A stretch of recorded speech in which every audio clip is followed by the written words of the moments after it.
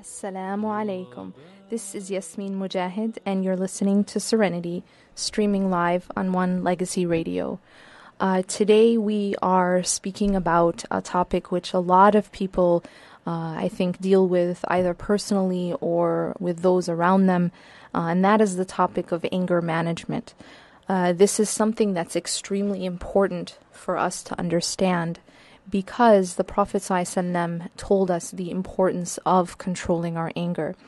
In one hadith, the Prophet ﷺ asked his companions, who is the strong person? And their response was very similar to maybe what our response would be, and that is they responded by saying that the strong person is the one who can wrestle the best. So they were looking at it from the physical strength. And the Prophet ﷺ responded and said, no, the strong person is the one who can control himself in the fit of anger. In another hadith, the Prophet ﷺ was asked, or was giving advice to one of the companions, and he said, لا تغضب, لا تغضب, لا تغضب. Do not get angry, do not get angry, do not get angry.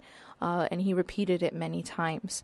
Now we can look at this advice of the Prophet ﷺ with regards to anger in these two traditions, these prophetic traditions, these ahadith, and we can understand a couple things. First of all, do these ahadith mean that anger, that we should never feel the emotion of anger? And the answer is no, it isn't that we should never feel the emotion of anger, but the key is what we do with it. Because anger itself was actually put in us for a reason. So it's, just similar to why, we spoke about before the purpose of pain, for example, that pain isn't something that was an oversight on the side of Allah subhanahu wa ta'ala. A'udhu billah, Allah doesn't have any oversights. But Allah subhanahu wa ta'ala has a purpose for everything that He does. And similarly, anger is put in us for a reason. But the intent of anger is actually the opposite of how we end up using our anger. The intent, and one of the intents of anger, is actually so that for a number of uses of anger. One is that anger should be used in order to protect the weak and the oppressed against an oppressor. If we when we see oppression, for example, Allah subhanahu wa ta'ala put in us that's supposed to incite anger inside of us. Someone is being abused. Someone is being massacred. We see what's happening in Syria. We see what's happening in Burma. And these things are supposed to incite a feeling inside of us of anger. But now the question is, what is intended? What is the intent of that feeling? And it should be motivating us to now protect the one who's being abused, to protect the oppressed. Unfortunately, the way in which we actually use our anger is exactly the opposite. We oftentimes use our anger, instead of protecting others, instead of to protect the oppressed, we actually use our anger in order to oppress and in order to harm others. And it's supposed to be exactly the opposite. Another reason or another use of anger and how it can be channeled in the right way, why we have this emotion, is that it's supposed to also be sort of directed towards our own nafs. And when I say our own nafs, I don't mean that we have self-anger in the sense that or self-hate, but what I mean is against the lower part of ourselves. So when we find, for example, that we are unable to leave a particular sin, we are unable to sacrifice something for the sake of Allah subhanahu wa ta'ala, or we find ourselves that we are continuously repeating the same sin, this should incite in us a feeling of anger, and that anger should be directed towards my own nafs, and in that way actually motivate me to stop committing that sin, to stop whatever it is that is displeasing to Allah subhanahu wa ta'ala. But again, instead, we turn it upside down, and we do the opposite. We use our anger in order to defend our own selves, and we use it against others. And what we really should be doing is directing it towards the lower part of our own selves. But instead we use our anger to defend the lower part of our own selves against others. Now, speaking about kind of the root of anger, and this is where I want to talk about anger management in a way where we get at the root of it. What is it that causes anger to be out of control, for us to be unable to control our anger, or for us to be unable to manage it? And I think before we can speak about managing anger, we need to talk about what feeds anger and what causes anger at a root level. And when you look at the causes of anger, you will find that one of the main causes of anger and one of the main causes of uncontrolled anger is the need for control. It is the need for control. It's the feeling that I don't like to not be in control of this situation. I don't like to feel, rather, that I'm not in control, because in reality, none of us are in control. We are not the ones in control. Allah subhanahu wa ta'ala is the one in control. But we as human beings, we like to feel that we are in control. And those people who have more of that need to feel that they are in control will tend to also be those who suffer more from issues of anger management and have trouble more with controlling their anger. You'll also find that when you have to have that sense of control, you also will find that that will also cause you to get angry more often and more quickly. So you'll be getting angry more quickly, getting angry more often, and also once you do get angry, you have less ability to manage that anger and to control it. You as soon as you enter into a situation where one feels out of control, that something is not happening that the way that they had intended or the way that they had wanted it to happen, and as a result of that makes us angry, because we need to feel that things are happening the way we want them, and exactly according to our plan. And the moment there's any some slight derivation from that, we become very agitated and very angry. So the cure to this root of anger, and we'll talk about a number of the roots of anger, the cure to this root is that we need to let go of this need for control. We need to let go for the need to be able to dictate how every outcome happens, how every little aspect of our life needs exactly to be. We have to have the ability to let that go if we want to have a sense of more internal stability and not have this constant problem with anger. So the need for control, that's huge, and that's one of the biggest roots of anger. Again, you'll find those people who are more controlling or who need that sense more of control tend to also, it's coupled with the amount of anger, and then also how often this individual will get angry, and how even little things will make that person angry, because those little things also are not happening in the way that we had wanted them to happen. So this is why you'll find, maybe you'll see a situation, someone's getting really, really angry about something so small, and it has to do with the fact that even though it's small, I needed it to happen the way I wanted. I needed it to happen the way that I expected it to happen, and I need to feel in control of it, even if it's a small issue, and it will still, and so it will therefore ignite our anger. The second, I think one of the second main roots of anger comes from expectations. Certain very high expectations.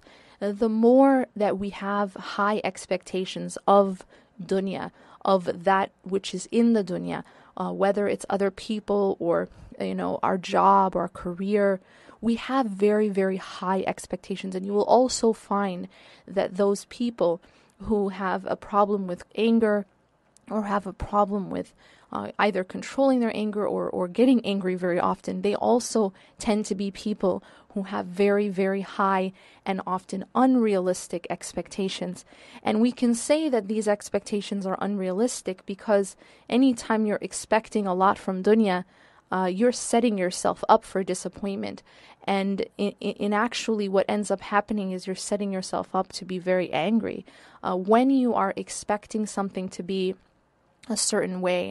And this is the sort of the problem with expectations. Whenever you expect from the creation or from dunya, the problem with expectations is that the moment you expect something versus hoping for something versus praying for something, but the moment you expect something, you're actually setting yourself up for one of two outcomes.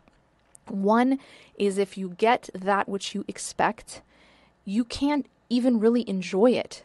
You can't even really be grateful for it because it's what you expected. I'm not getting up in the morning every day and thanking God because the sun rose, right? Because I'm expecting it. But if it was something that may or may not happen and I wasn't expecting it, then I might really be thankful and grateful that I have light that day, right? But if it's something that you just expect that's going to happen, and this is kind of it, your expectation now sets the minimum acceptable outcome that you will even accept, right? That you'll even be okay with. And so even if you get that, well, you're not going to be happy, you're not going to be grateful, you're just going to be neutral, right? Because you got what you expected. Yeah, I expected I was going to, get up and this was, things were going to be a certain way and they happened that way. So, for example, I expect, somebody's going to be a certain way with me. When they are, it's not like I'm going to suppose that there's a really, really, really nice person, your colleague, and every single day, they get you coffee and they get you, some muffins and they leave it for you on your desk. And so over time, every single day, this person does this for you. And so what happens is then you start to expect it, right? So what happens is, weeks go by, this person's still doing it. So the first couple times you might be really surprised. And in fact, the very first time that this person did this for you, you'll be really grateful and you'll be really happy. And you'll say thank you, right? You'll say thank you many times. And then maybe the second day again. Why is that? The reason is you didn't really expect it. It was surprising. You didn't expect this was going to happen. It was something that, out of the blue. So you're really grateful and happy. Then over time, maybe this person continues to do it every single day for weeks, for months, maybe even for years, right? If you're really lucky. And so what happens is, well, you know what? Once you expect it now, a couple months later, when you come and you find it on your desk, it's no longer, thank you. It's, well, this is what I expected, and you drink your coffee. But what happens now, and this is where we'll get into the second outcome, and this is where anger comes in. Now what happens when it's not there, when the coffee isn't there, when the bagels aren't there? What happens when that thing that you expected is not there, is not what you expected? This is where anger comes in. Because I expected something, and expectations by definition are sort of where I put the minimum, bar of what I'm going to be okay with. And so if something is below that, I'm going to be angry. And this is where we start to have a situation where a person who always has very high expectations and expects from everything and expects all the time. So what they're at best, because most of the time, if the expectations are very high, things are not going to exceed them. At best, things will reach your expectations, and so at best you'll be neutral. And at worst, and most often, you're going to be angry, because most of the time, since you set your expectations so high and so unrealistically, and you have this sort of perfectionist, idealistic expectation of things, and again, that's different than hoping for things. That because of that, most of the time, things are going to fall below your expectations, which then means most of the time you're going to be angry. Most of the time you're going to be irritated. Some level of anger is you're going to be feeling and externalizing, because most of the time it's going to fall under this very high bar that you've set for yourself. And as a result, this will be a person who very seldom shows appreciation and very seldom is, shows or feels gratitude. It's very difficult for this person to even feel gratitude, let alone show it. And instead, what this person tends to show most of the time is irritation and anger. And it has everything to do with, where they are placing their expectations, and the fact that they are placing their expectations so high and across the board all the time. I have an expectation of how long it's going to take to do this X, Y, and Z, and it takes 2 minutes longer, so I'm very irritated. I have an expectation that I'm going to be, a person's going to do X, Y, and Z for me today, and okay, they did it. Well, I'm not going to say thank you because I expected it. But if they don't do it, or if they don't do half of it, now I'm very irritated or I'm very angry. And this is something that the solution to this really comes at the root, and that's where I'm putting the expectation itself. What are my expectations? Where am I putting my expectations? And again, we want to talk about, there is a difference, obviously, between putting our hope, having hope for something, and wanting, hoping that something will be a certain way and expecting it to be. Because when you hope for something and it does happen, you're extremely excited, right? You're extremely grateful because you really wanted this thing and it happened. But expecting is something different. Expecting gets into the realm of entitlement, gets into the realm of, this is what I deserve. And any time we get into that realm, it can be tricky.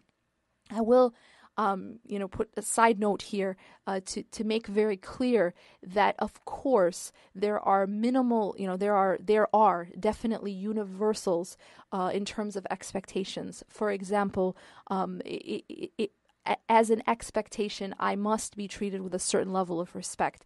I cannot accept someone to abuse me or to treat me in a certain way below that level. So I want to clarify that that's not what I'm talking about. I'm not saying that there are no expectations. I'm not saying that, for example, a person who gets married should expect that her spouse will support her financially. This is one of the rights of a woman. This is one of the responsibilities of the man, is to financially support his family.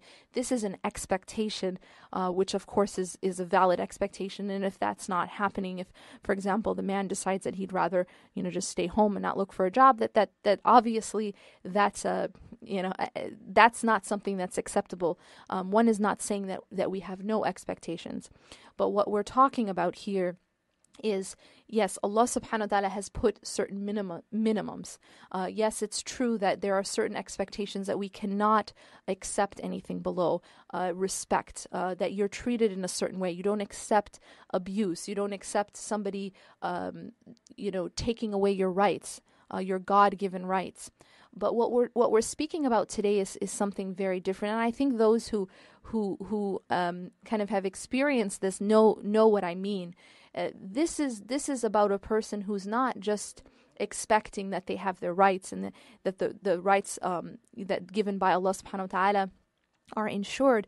But this is someone who has expectations about everything all the time, and those expectations are not at the level, the minimal level that Allah subhanahu wa ta'ala has put, but rather they're up in the sky, and they're always up in the sky, and for everything.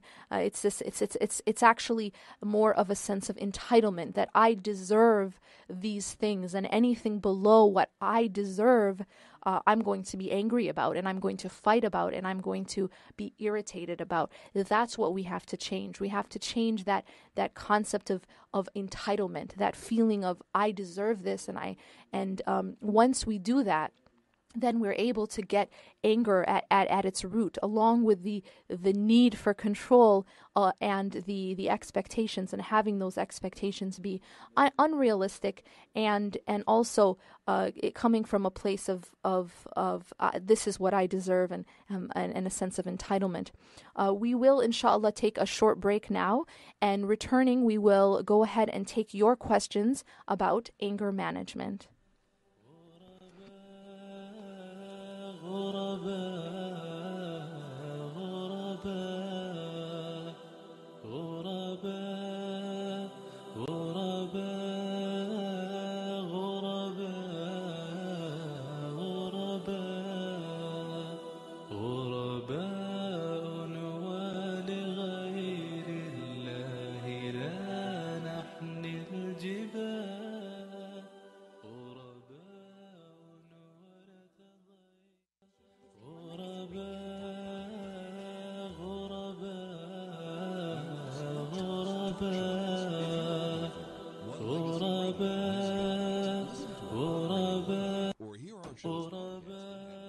Assalamu alaikum. This is Yasmin Mogahed, and you're listening to Serenity, streaming live on One Legacy Radio. We are speaking today about the topic of anger and anger management. What are the roots of anger, and what are your questions regarding this important topic? Why is it important to control our anger? What has the Prophet ﷺ taught us about controlling our anger? And what are some of the actual purposes of anger itself? We have some questions in the chat box. One of the question reads, "My husband is a very sweet man, but with his sweetness comes extreme anger problems. Allahul Musta'an. He easily gets angry and raises his voice, and when he is really angry, he says very hurtful things, sometimes very demeaning, and over very insignificant issues." This is the thing about anger. It is a problem. Anger management is an issue that you can't solve for another person, and it's important though. If you are the victim of someone else's anger problem, the first thing that's important for you to understand is that it's not your fault. One of the very common sort of myths, or one of the most common things that a person with anger management problems will try to make those around them believe is that, well, it's because of you made me angry, you did this, and so it's because the person is not owning up to the issue. The person, it comes again with one big package of entitlement, and the sense of entitlement, and that I'm not the one with the problem, but it's you who's making me angry. So it's important that you don't internalize that you understand that it isn't your fault. It isn't because of you that person cannot control their anger. Anger management issues are a problem that the person has who has anger management issues. It is not anyone else's problem that they have made them angry. And as you mentioned here, it'll be over insignificant issues, and it isn't your fault. So that's one of the most important things as a victim of someone who has anger management issues to understand.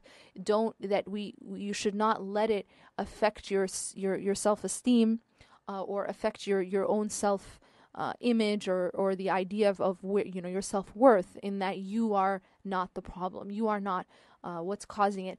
And that also means that you can't solve it for them. The anger management needs to be something that the person themselves has to decide that this is important, and this is something that I'm going to struggle to work on. If any human being, usually, this is the way that the human being is created. Allah subhanahu wa ta'ala says that He created the human being weak.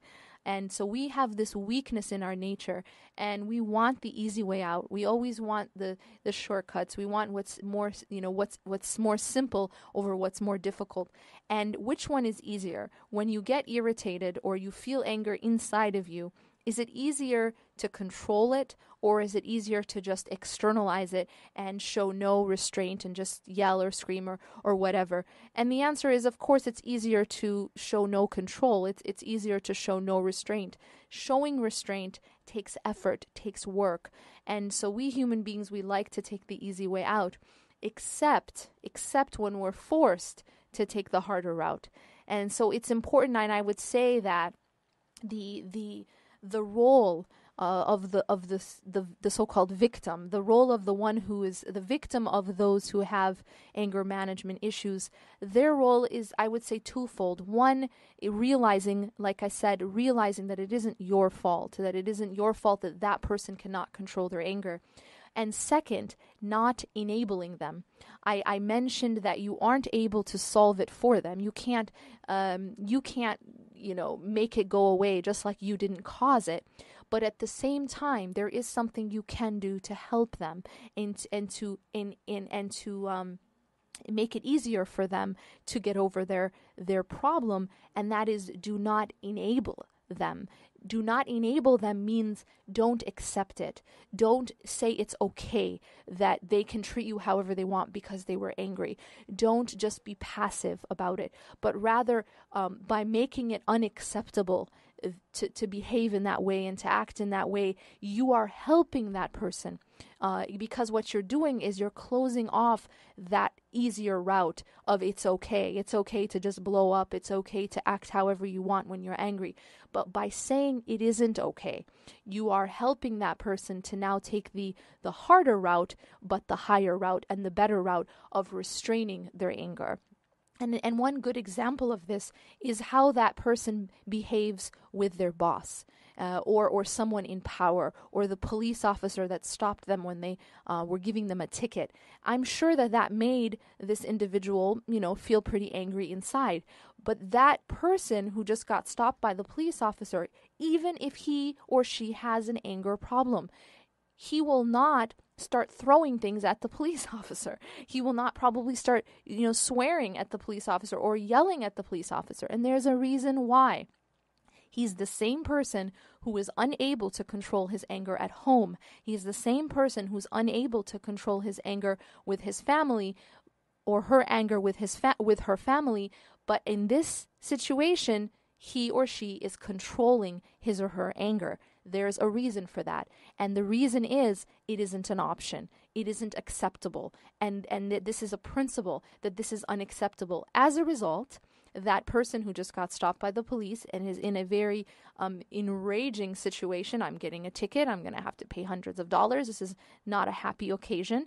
And yet I restrain my anger. I restrain my anger, and I engage in that work that is required to hold down my anger. I don't throw things, I don't swear, I don't scream, but I'm restraining my anger.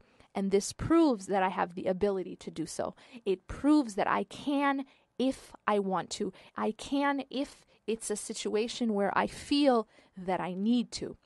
So what I am saying to you, if you are the victim of an anger management issue, then what you need to do is help that person by also making it unacceptable for it to happen to you, for it to happen to your family, that this behavior is not acceptable, and that you won't enable this person by accepting this behavior and being passive about it, but being very clear in whatever way you need to, that this needs to change. That is how you help that person to take the steps necessary to control his or her anger. The next question that I received in the chat box says, brother and I, in turn, get angry, especially when he says hurtful things to my mom. I feel like I live in the vicious cycle of anger. Any suggestions? Again, if the anger issue is in your own self, I think that two of the best ways to get at the root of anger are, like we spoke about, dealing with the need for control and dealing with the expectations. Now, if that isn't the issue, if you're dealing now with an actual situation, as this person indicated, of where you're seeing someone being oppressed, or you're seeing someone be hurt or harmed, this is, like we spoke, that one of the uses of anger, one of the reasons why we have this emotion is so that we can be driven to help those who are oppressed and to help those who are being harmed. And so in this case, you want to channel your anger in a way that is actually effective, that is actually fruitful. If you're seeing something wrong happening in front of you, or someone being abused or someone being mistreated, and your response is just to become, to blow up or to throw things or to scream, and that way of channeling that anger is not going to be effective even to help that person. So what you need to do is be able to channel it in a wise way, and it needs to be in control. Anytime anger is out of control, then you need to realize that it's the anger who's in charge. You're no longer in control of your own self, and you never want to be in that situation. There's a reason why we're not allowed to take intoxicants. The reason we can't take intoxicants is because then, if you drink or you're drunk or you're high, you are no longer in control of your own self. You're no longer in control of your own behavior. You can no longer reason. And that reasoning and that ability to control our behavior is what makes us human. It's what makes us different than animals. Animals don't have that ability. And when we become that way, when we become unable to control our own selves and able to reason, we become like animals, and we have to rise above that. That's our humanity, that we are the ones in control. We don't let our anger control us. We don't let our desires control us. And so it's very, very important because, subhanAllah, sometimes when someone is in the fit of anger, it's really as if they are impaired, as if they are high, as if they are drunk, that people can be drunk with anger. And a lot of, when you look at the types of horrific things that happen and that human beings do to each other, so much of it is driven by what? It's driven by this emotion, by anger. It can be very, very destructive.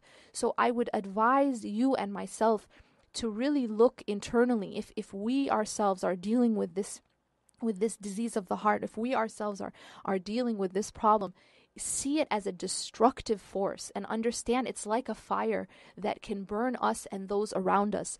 Nobody wants to burn themselves and their family. We need to be very keen and very, it needs to be a priority for us that we don't burn ourselves and burn our family. So if we are struggling with this issue of anger, it should be very important to us to find out how to control it. Realize again, anger is the cause of so much pain, so much bloodshed is caused by anger. Murder. I mean, people can, the level that people can go to, and the types of actions that people can engage in that are driven by anger are horrific. So we should be very afraid of this fire of being out of control. Again, how you deal with the issue, if someone is being oppressed or someone is saying hurtful things, it is all about how you respond. It is all about how you're channeling that anger, even if that anger is for the sake of Allah subhanahu wa ta'ala.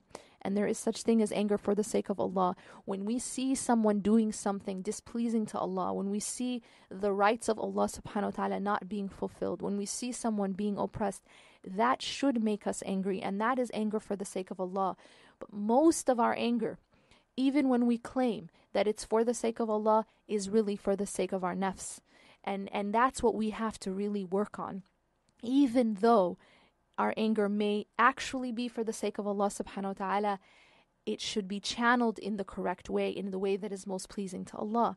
Because if it really is for Allah, then we need to channel it in the way that is pleasing to Him. And as the Prophet ﷺ said, the one who is strong, the one who is the most strong, is the one who can control himself in the fit of anger. It has nothing to do with physical strength. You can lift all the weights in the world and still be the weakest person, because true strength, as the Prophet ﷺ taught us, is in being able to control ourselves in the fit of anger.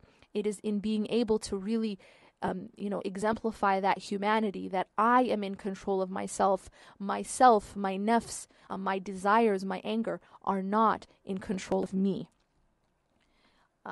So we are taking more questions on the chat box, and inshallah what I will do now is go ahead and take a break, and you guys can go ahead and keep putting your questions and your reflections in the chat box, and we'll return after this short break with your questions on anger management.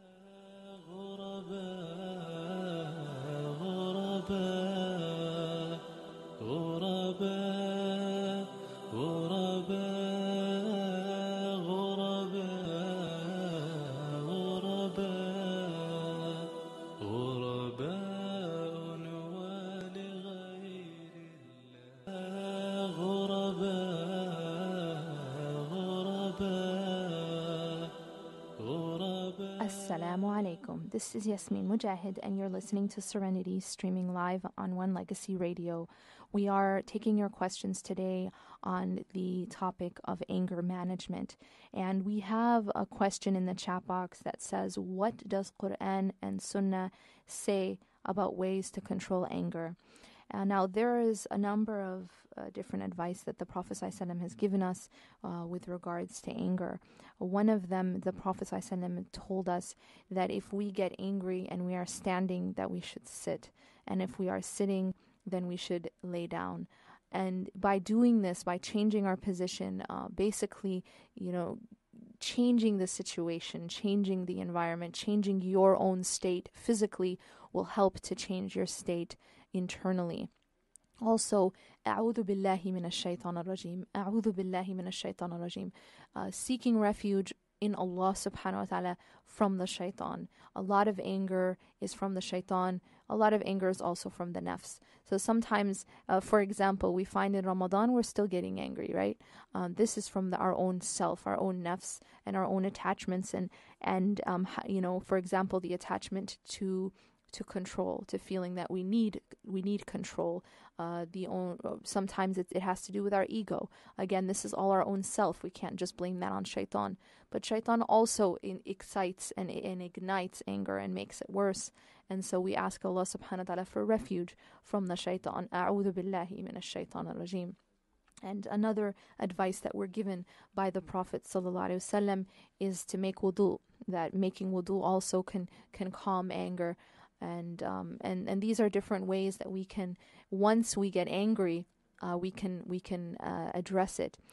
But what I also wanted to emphasize a lot of this and kind of devote a lot of this show to was not just a cure, but prevention. As we know, prevention is better than cure. And so if we can prevent the anger from being ignited again and again and so intensely, then that's easier than trying to cure it once it is ignited.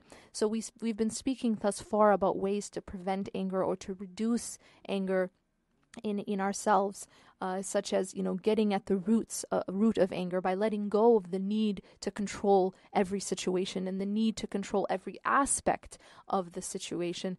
And secondly, by managing our expectations and not having these high expectations all the time across the board and from everyone. And by doing those two things alone, that will significantly reduce the amount of anger, the intensity of anger, and how often we're getting angry. If we accept that we are not the one in control and that Allah subhanahu wa ta'ala is in control, we don't need to control every small aspect of the situation. And similarly, we don't have to have such high expectations. This life and everything in it is by definition imperfect. If we expect it to be perfect, well, guess what? We're always going to be upset because it isn't perfect and you're expecting something that isn't. And so you're definitely going to be, consistently upset, angry, or sad or disappointed. Another question that we got a number of people asking is when you are the one dealing, again, you're the victim of the person with anger management issues. Some people, one person spoke about their parents, a parent, in fact, or a spouse, and they're asking, how do you, for example, make it clear that it's not acceptable? And then one person indicated that when they try to say it's not acceptable, the other person justifies, and then it actually makes it worse, and it makes them more angry.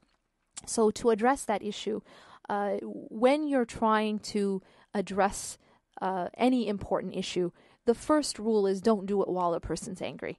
That's just key. You don't try to tell a person while they're in the fit of anger, hey, you really shouldn't be angry right now and everything. Because what that really does is it actually has the opposite effect of putting fuel to fire. And what it does is if someone is very upset, and if someone else is telling them in the fit of their anger, you're being ridiculous, or you have no right to be angry, and this is not a big deal, you'll find that actually makes the person more angry. And the reason is that they're not feeling validated, and they're feeling like, that when you're upset about something, you usually want validation. So I think that's one is not saying that you need to validate anger or validate the way it's being expressed. In fact, I'm saying the opposite. You should not enable it. However, it isn't the time in order to discuss it or to invalidate it or validate it. The best thing to do is to be quiet at that point. That while a person their anger is out of control, the best thing to do is to not respond and to be quiet. If you respond or if you try to discuss at that point, it'll just tend to ignite the issue more, as the sister mentioned or the brother mentioned. So what we need to do is at that point you stay quiet until the person calms down. Maybe the next day, maybe it's extremely important. One of the most important prerequisites of a successful conversation is finding the best time. You have to find an appropriate time when the person is not angry, and especially not when they're in the fit of anger. When they're not too tired, when they're not too hungry, find a good time where you can really sit down and talk about this issue, and maybe find the best method. One thing that I have found in my experience is sometimes speaking face to face is the best method, and sometimes it isn't. I found that sometimes writing is actually sometimes a better method of expressing your feelings. And in fact, there are books that give you ways to express negative emotions in such a way that it does not make the other person shut down and become defensive and angry. For example, there's a book called Men Are From Mars, Women Are From Venus. And this, although this is a relationship book about men and women and marriage, however, there is a part of that book, which you can look up online, called The Love Letter. And this is basically a template. It's a template of how you can actually structure your words, how you can actually write your words down in such a way to express something that hurts you, to express some negative emotion, but in such a way that it does not make the other person defensive. It does not make the other person angry. And it's actually very effective. It's a very effective way of communicating negative emotions in order to actually have a positive response. And so I recommend something like that. This again, the book is Men Are From Mars, Women Are From Venus. It's by John Gray.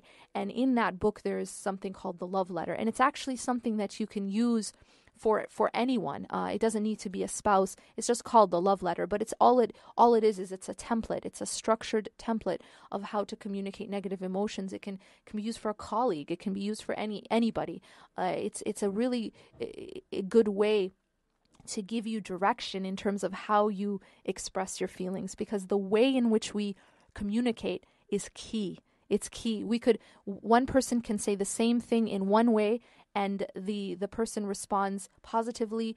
Another person, you can say something actually to the same person. In fact, you can say it to that person in one way, and they respond positively. Say the exact same meaning, but in another way, and maybe with another tone, and maybe with a different sentence structure, and they respond completely opposite in a negative way.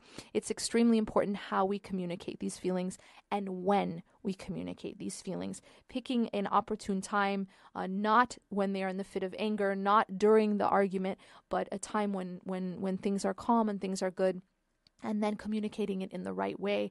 Again, I recommend oftentimes it actually may be better to write it down versus, especially if you know that if it's a verbal conversation that the person will probably blow up or get very angry and start maybe verbally attacking you, then in that case it may be best to write it down and to give it to that person. SubhanAllah, we have so much technology now. You can email it and you can text. We have ways of communicating now, which doesn't have to be so, sort of, where the person can feel defensive because you're not in their face. It gives them sort of a space to read what you have to say and not feel so attacked because you're not in their face.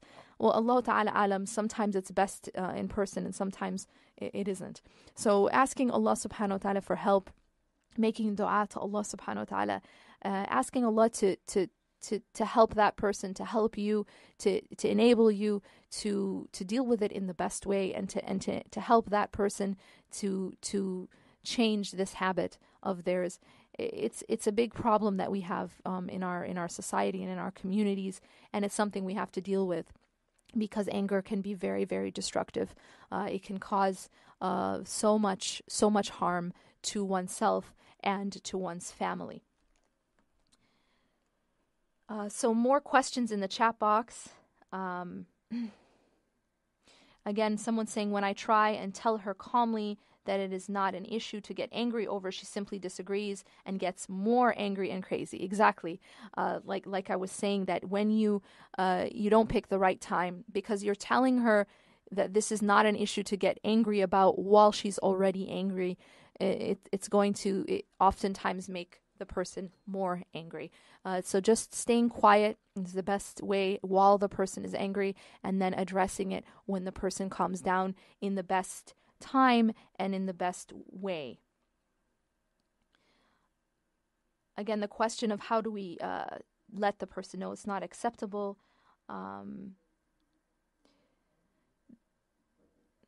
The issue with me is that, being the daughter-in-law, I'm expected to do stuff in a specific way. I'm always so conscious as to what I'm doing, right or wrong. And this may be also an issue of needing a sense of control. Probably maybe you've become more conscious of what you're doing because you've been criticized, and because of that you need to feel that everything is going a certain way, or that you're not making a mistake, or that you're in control, because you don't want to consistently be criticized. I think addressing the issue, what is causing the anger to begin with. And I think that this is being led back to the feeling of being criticized a lot, or having a lot of expectations of you. If there's any way that you can address that with your husband or with your in-laws, or have your husband address it with your in-laws in a way that's constructive, then that would be great. If it's something that you cannot change and it's something you just have to accept, then what we need to do is work on our own selves in terms of dealing with it, in terms of being patient, and asking Allah subhanahu wa ta'ala to enable us to be able to deal with it in a way that's most pleasing to Him, and in a way of ihsan, inshallah. Someone says, I'm continuously asking a person to correct something, but he is doing it. I think maybe it's meant that he's not doing it. That makes me irritate, and I shout, and I don't like it. I want to control it. I'm failed. Secondly, when I see my close one acting irresponsible every day, and he is not trying even to be responsible, I can't control my anger. What should I do? The answer to begin with is let go. You can want something to be done a certain way. You can want someone to act a certain way, but that is very different than being dependent on it, of being attached to it in the sense that it must happen, or else you will XYZ, you will be devastated, or you will be very angry, or you will do this and that. And this is where we have to be able to let go of things. And when I say let go, I don't mean that you're not going to care about what this person is, how this person is acting. You continue to care, and you continue to advise, and you continue to help them. But at the same time, if you're too attached to it happening a certain way, can you imagine what would have happened to the Prophet ﷺ if he just was so dependent on his uncle becoming Muslim? Of course he wanted his uncle to be Muslim. Of course he wanted his uncle to say La ilaha illallah on his deathbed. But he didn't. And of course it caused sadness. It did cause, the Prophet ﷺ, of course, felt sad about this. But it wasn't something that he was, his mission, his life, his sanity was not dependent on it. And so although it made him sad, he was able to continue what he needed to do, and to take it in a way where it didn't change his state internally, in the sense of making him angry or making him give up. But you see, so this is the balance we have to have, where we don't need, the Prophet ﷺ was not someone who had the need for control, right? He wasn't this type of person. And so there were some who would believe in him and some who would not. And although he loved them and he wanted for them to believe, he didn't need that sense of control. But if you look at another leader who needs that sense of control. As soon as that person feels that they don't have that sense of control, maybe people aren't listening to them, or maybe people are not doing things exactly in the way that they're ordering those things to be done, or that they want those things to be done, they can't handle it. They get very, very upset, very, very angry, and maybe there's huge consequences for that. And that's because that there is that very strong need for control. There's that very strong attachment to feeling that I say something, it needs to be done in this way. And that's really the root of the problem. If you're worried about this person, continue to advise, continue to make dua. But the idea that it's going to make you so angry, sometimes the real root of that is my own ego. I'm saying something and it's not being listened to. I'm saying something and this person is not respecting what I'm saying. So it actually becomes more of a concern of my own self and my own ego than it is what is actually happening to that person. So those are just some things to think about in that regard. Someone says, what can we do about a brother in late 20s who takes out anger physically on mom when things don't go his way? He pulls my mom's hair till her hair comes out. And yesterday he broke down 2 doors in the house. Suggestions, help. I would say that this is something that probably needs professional help. This is a very serious, destructive sort of lack of anger management. And I would say that if it's coming to a point where he's actually physically hurting your own mother and breaking things, I would say that it's extremely important that you do receive professional help for that. And it may be caused by some sort of issue that he has, whether it's bipolar or other issues that sometimes can cause this type of very extreme behavior. But it is important that you probably receive professional help for that. And may Allah subhanahu wa ta'ala make it easy on you and your family. For cases where perhaps it may not be a medical issue, but maybe the child is treating the mother, acting out when he's angry or when she's angry, it's very important that the mother does not enable this behavior. The mother has to put her foot down and not allow this to happen. Sometimes mothers, because of their care for their child, they don't want to say anything, or they were just angry, and they kind of let it go. But when you do that, you're hurting your child, because you're not stopping this behavior, and this behavior is destructive first and foremost to that child. This is what we have to really take home from this discussion, inshallah, and that is anger. It's going to burn you first. Anger, there's this saying that says that you are not punished for your anger, you are punished by your anger. So the first person who really suffers from this anger problem is one's own self. It's like a fire inside of you, and so you're the first person who burns, and then it spreads to others, but you're the one who suffers most. We ask Allah subhanahu wa ta'ala to make it easy for us to control our anger and to be among those people who the Prophet ﷺ said are the strongest of people. أقول قولي هذا واستغفر الله لي ولكم إنه غفور رحيم. والسلام عليكم ورحمة الله وبركاته.